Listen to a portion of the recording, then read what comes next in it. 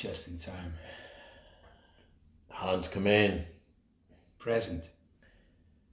A man in Poland sent you a message the other day. Yes. And I was a man in Poland, but a man from South Africa. So I pour myself a steaming hot cup of coffee here on a very cold morning. Very cold. That water, I think, is the coldest that it's been since we've been here. It was especially cold coming out. I felt like usually the sun is there, it's warmed up a bit. Yeah. Today I think we were extra cold from the water, and then you get into the wind, and it's like, jeez. Still. We arrive on the beach these days, and everyone you see is, they got their stocking caps on, and their long pants, and their coats, and they're all bundled up, And then we stand out there on the beach, and we make our stand, we share our vision with the world, and the sun's not even up yet, still waiting for the sun. And then we rip off our clothes, we charge the sea shouting, Geronimo! And dive in our Speedos. And they must think, these guys are really insane. But well, you're the one that wears the Speedo. So. Michael goes naked. That's a scary thought, huh? That's scary for everyone. Yes. All right. Before I get to that message, I want to read this text. It's not a poem, but it was a movie, an obscure Japanese movie I started watching the other day. And it was a translation. And I notice how when I speak about adventure, when I think about adventure and everything that's important in life, I'm more called by poetry and music and than by rallying cries. So when I read this poem, I instantly felt, wow, I gotta do more adventure. It's this, I want to read it, and then I'm going to read what the guy wrote, the South African guy who's in Poland. Accept the adventure. Listen to your calling now, right now, before the irrevocable moment is gone. All you need to do is close the door behind you and take a joyful step out. When you let go of your old life, a new one will come forth at once. And later, much later, one day, when you have emptied your glass and have finished playing, then you may return to your home and rest by your river with all your good memories and dear companions. I thought it was so beautiful to, accept the adventure.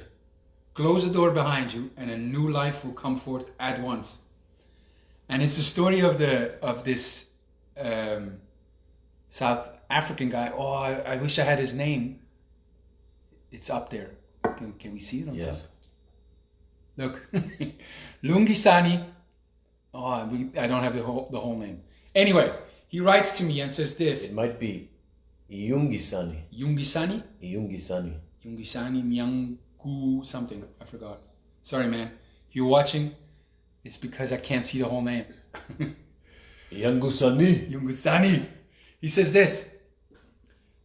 Hey Hans, I started listening to your podcast on October last year. This is the seduction show. And yes, a lot of the episodes I'm with Michael talking about these adventures.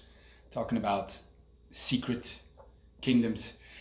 I started listening to your podcast on October last year. The third episode especially struck a chord with me. I had never thought of the concept of moving to a place where no one else looks like you. I just laughed thinking, I'm from South Africa and planned to move to Poland, South Africa to Poland, when I heard your message. So he writes, I planned, and then his next phrase is, since I got here, I've had a faster shift in mindset in 3 months than I had in all my 19 years of life. That's so great. That's incredible. He heard your podcast in October. He planned to go there, right. And now he's been there 3 months. Yes, he's been there since March or so, or end of February. So a shift in mindset in 3 months than I had in all my 19 years of life. Some days of my journey were extremely painful, but the good outweighs the bad. Throughout my teenage years, I wished that dating was easier or that women were different. But throughout these weeks, I'm beginning to realize I wouldn't have it any other way. Thanks for that. Should I read the last phrase too, Michael? I think you really, really want to. You would not be complete if you didn't say the last. I'm not going to say it. I know you can't resist. I won't say it, but it starts with your and it ends with awesome. But that's all I say. You can fill in the blanks. But to me, when I read this, I was just, yes, I felt the joy of like, this guy is in South Africa, you know, and I've been there a couple of times. And it's a completely different world than Europe. It's a completely different world than Eastern Europe. Yeah, Eastern Europe's different from Western Europe. Yes, and I've been in Poland, you know, and I haven't been in South Africa or Poland. Man, 2 places I'd love to go. If you're a black man, I'm not. In Poland, I mean, you totally get noticed, you know. Yeah, it's not like sure. So I'm thinking of this guy listening, especially when there's like a lot of snow on the ground. I'm imagining him listening to the podcast, and that's what I mean. You never know when someone hears the call. You know, yesterday we were thinking, should we put out the podcast or not? And to someone, it could be exactly that one. You know, it could be exactly those words. Yes. And I don't know. I mean, imagine this guy listens to your podcast, and I'm sure we were talking about, you know, the what happens, the way that you come alive, and the way that newness of someone sees someone different, and you see them, and they're different, and there's that magic in the conversation. Often, you know, rather than walking down the street and everyone, if you look the same as everyone else, even if you're different, you feel like you're different inside, people are going to look at you and assume that they know you. Like, they know most about you. Okay, you're another American and blah, blah, blah. You know, these aren't like verbal thoughts. Yes. But there's not that, like, that curiosity, that intrigue, that, you know, like this person's a gateway to a whole other world. And so we must have been talking about, you know, that kind of aliveness and what's possible in your dating life also. And he never thought of like moving. He never thought of it. And then he hears it, says, hey, maybe I should go. And I'm imagining what he's thinking, like, where can I go? Yeah. And maybe, Poland. You got to talk to him. But maybe he said, man, I really like Polish girls. Yes. And I'm just going to go. Right. And I'm just going. And he doesn't know anyone, doesn't know the world there, doesn't know the language. Imagine how difficult that might be. He just takes off. Man, that's great. And it's so great that he did it at 19, because now he's going to know himself as an adventurer. Right. All of his family's going to know him that way. That narrative of himself is going to transform the rest of his life. Yes. Because he did that this early. He just headed into the unknown. And we'll bring him. I'll bring him on the seduction show. So we're talking. We'll set it up. Gotta get that story. We need to get the story, you know. I want to be there. It's so great. It's so great that By the way, we're assuming he's black, right? Because we don't know. This is true, but the way he describes it, looks totally different, right? He says if people look completely different than you, you know. Yeah. I might be wrong about that, but I think that's a fair assumption to make here. And that's what happens, you know. He hears a call. And for me, the call was, for you, the call maybe was O. My call was Zan. And I was like, because I was like, what's happening? And then I met him, and there was this invitation for a complete different life into adventure. And I'm like, Sorry, you talk about seduction. Oh, I mean, you have to read some of the things that O sent me through the years, you know. And it wasn't just like the things he would write, the way he would speak. Because I'm really getting it, like right now. He knew worlds that I had never seen, you know. Spoke, you know, perfect French. He's from Belgium. Spoke perfect Spanish. You know, he lived for years in Mexico. He hung out for long periods of time with Native American people. Long periods of time just in the wilderness by himself. So like this is like whole new worlds that like I had no ability to enter. And I imagine, you know, when you're someone like him, like you know, like when he goes to France or Belgium or something, he's not an American in France. He's a French-speaking guy. I mean, his personality changes, his mannerisms change. He just, you know, and it's that's, and I can relate to this struggle after my first 2 trips to Africa, coming back, and if you just tell people about it in a normal way of speaking, they'll just look back at you with a blank stare and be like, oh yeah, that's cool, yeah, well, you know, oh, you got some photos, let me see your photos. It's like, no, you want to transfer that aliveness, the wonder, but you struggle to do it with words. And man, he put such effort into trying to show these new worlds to me and to other people. Well, maybe a way for people to experience it is, even if you go on a vacation, yeah? Even if you just on a vacation, people say, I'm different on a vacation. You know, there's a facility there also to connect with people. There's an openness to see things you didn't see before, you know. Now imagine, and that's just a vacation, you know. Imagine you go travel and you come into parts that, you know, they're not resorts, that are, you know, that are the different worlds, and you want to adapt and contribute to that community. Imagine the capabilities it will give you just to step into that unknown. Yes. You know, it's amazing, and to continue to do that is it makes you so powerful, you know. You talk about poetry and like the magic of that to invite you into adventure. I'm thinking of this one night. I was in Colorado. Must have been about 12 years ago. And I was like living and hanging out with who lived in the Latino part of Denver, Colorado.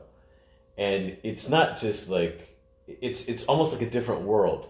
I mean, everything's different. The way people move, the way they connect with each other, the warmth you feel when you go into a little local restaurant. It was like being in like Mexico or something.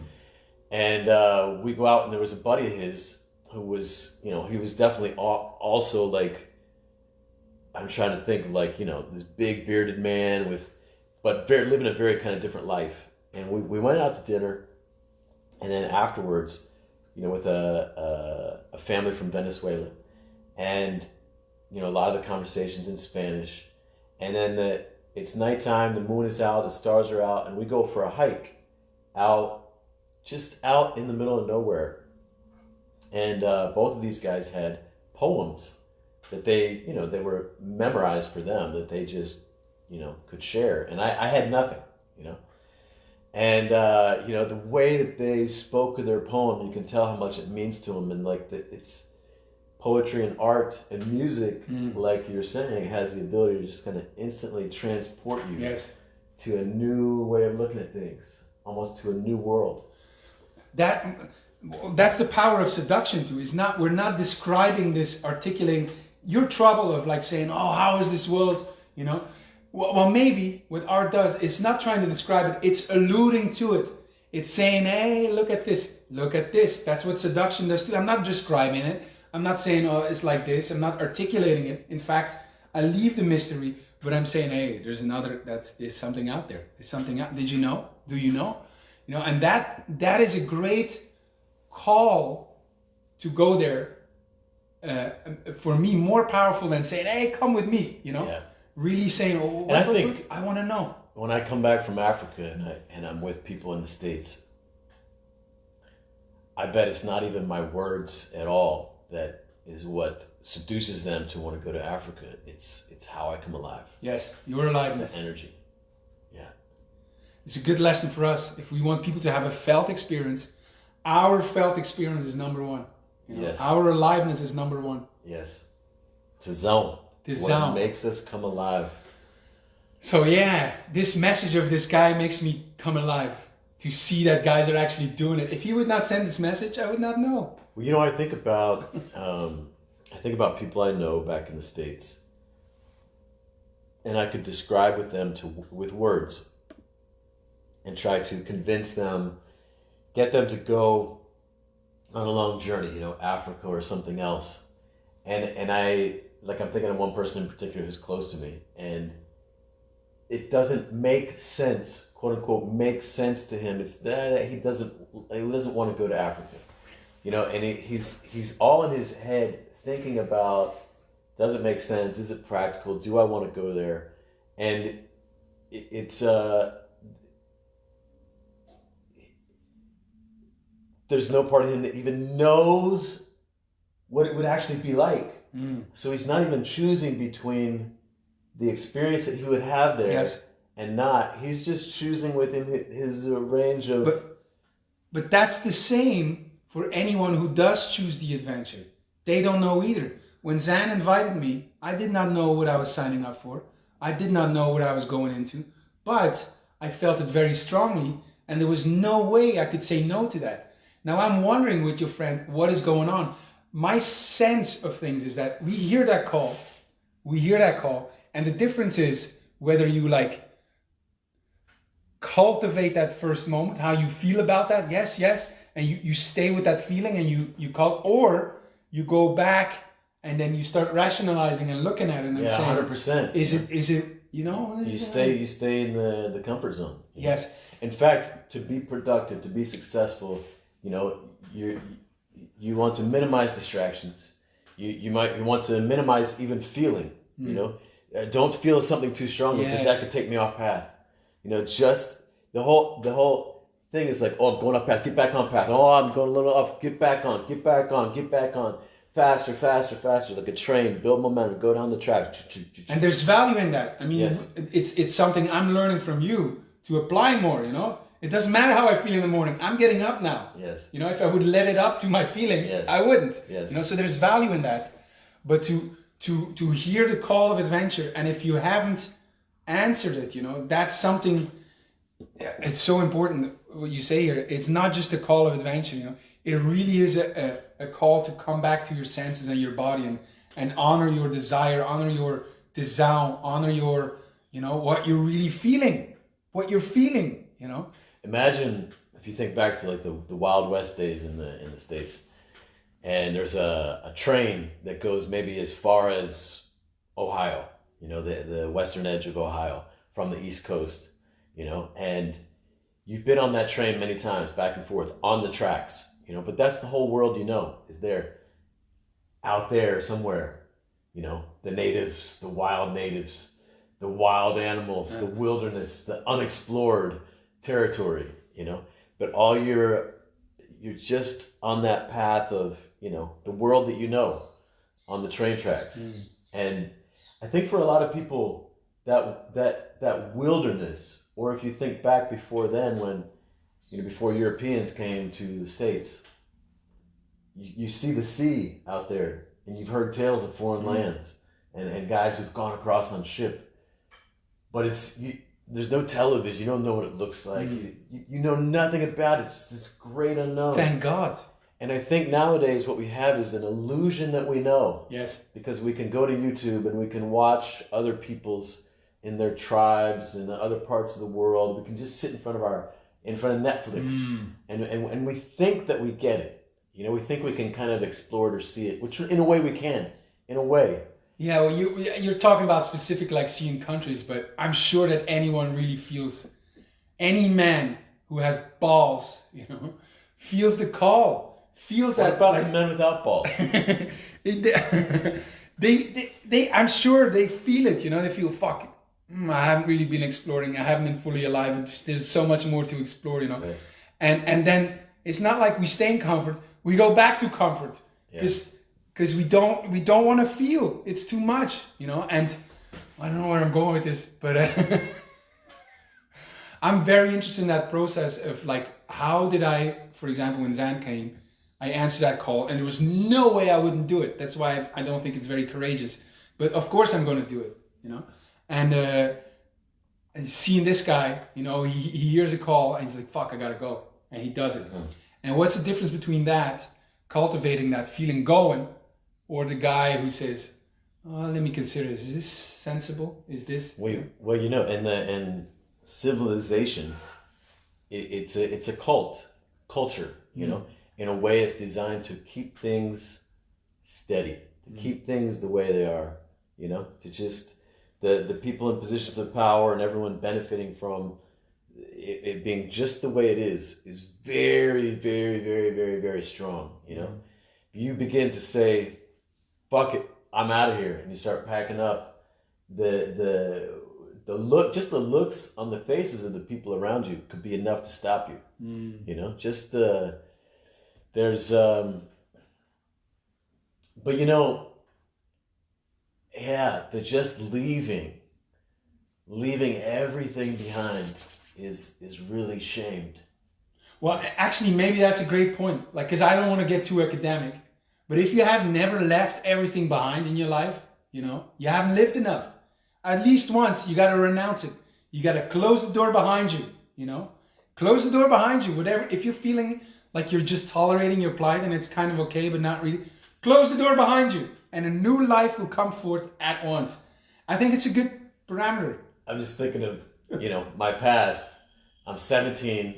My mom wants the keys to my Firebird it was ours, but it was stolen from us, and I stole it back. And she wants the keys. She's gonna take away my wild stallion. That it's my freedom. And I'm like, no. And I go to, you know, run out the door, and she's like, if you go out that door, don't you ever come back. And then she slammed the door behind me.